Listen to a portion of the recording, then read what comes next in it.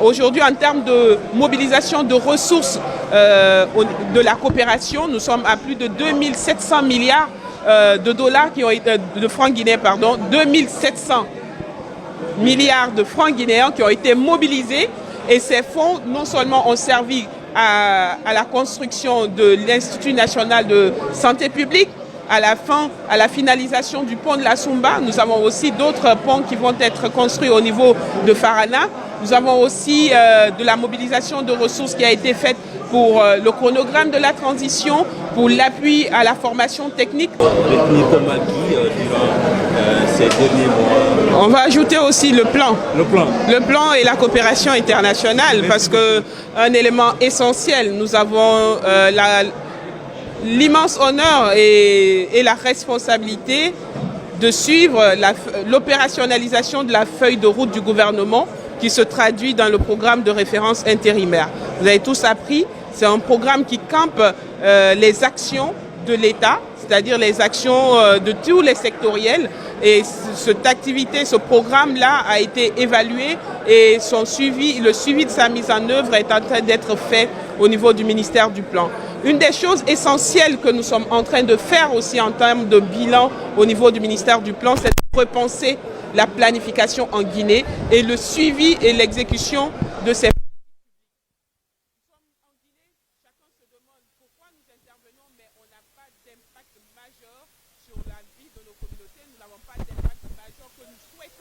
Aujourd'hui, ces choses qui sont en train d'être faites et le ministère du Plan est en train de réviser tout cela en termes d'outils de suivi des politiques publiques, en termes d'outils aussi de formation et de renforcement de capacité.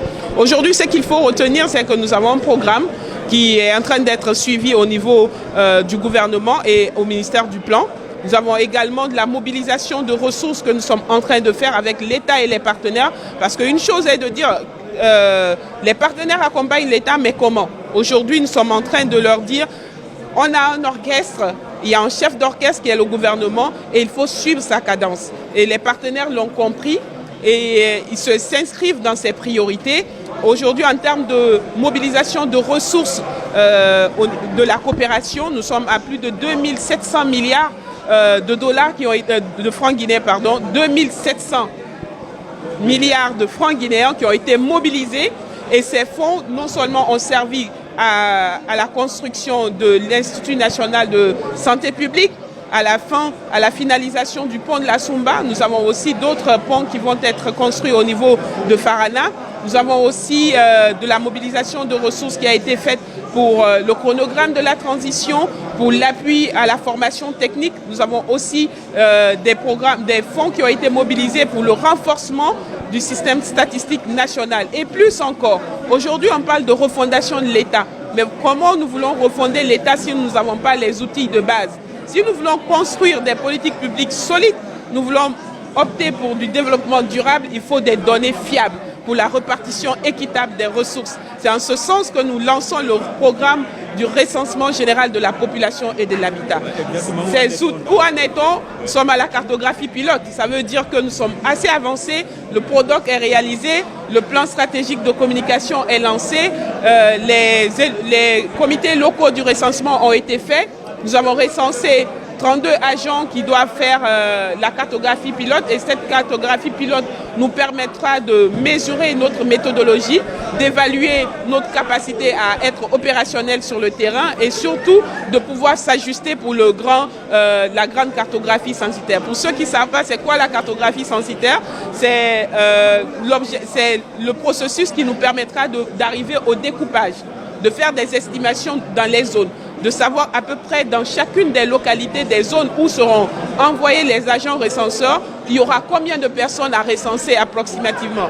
Donc cela nous permettra de faire une très bonne répartition des ressources et d'évaluer exactement en combien de temps nous pourrons faire ce dénombrement général en mars 2024. Alors, madame, on a vu qu'hier, vous avez organisé une rencontre de plaidoyer pour la construction d'un institut en Guinée. Quels sont les atouts que notre pays dispose pour recevoir ce institut? Pour ceux qui ont suivi l'intervention du ministre des Affaires étrangères tout à l'heure, nous sommes dans un grand repositionnement de la Guinée à l'international.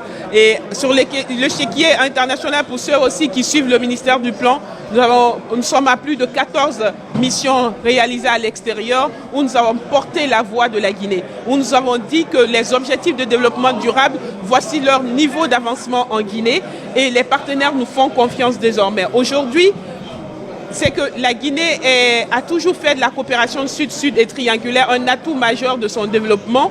Nous avons eu l'adhésion de tous nos pairs.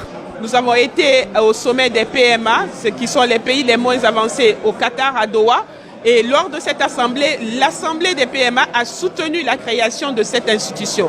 Nous avons fait le plaidoyer au système sur la tribune du système des Nations Unies. Ensuite, nous avons rencontré la secrétaire générale en charge des PMA qui a soutenu l'initiative. La direction de la coopération sud-sud et triangulaire qui est au système des Nations Unies a également soutenu. Aujourd'hui, nous sommes à une étape finale qui vise à ce qu'un projet de résolution soit adopté au système des Nations Unies pour que nous puissions célébrer le lancement de cette institution qui développera un peu tout ce qui est habilité dans le cadre de la coopération sud-sud et triangulaire. Merci beaucoup, madame. Merci.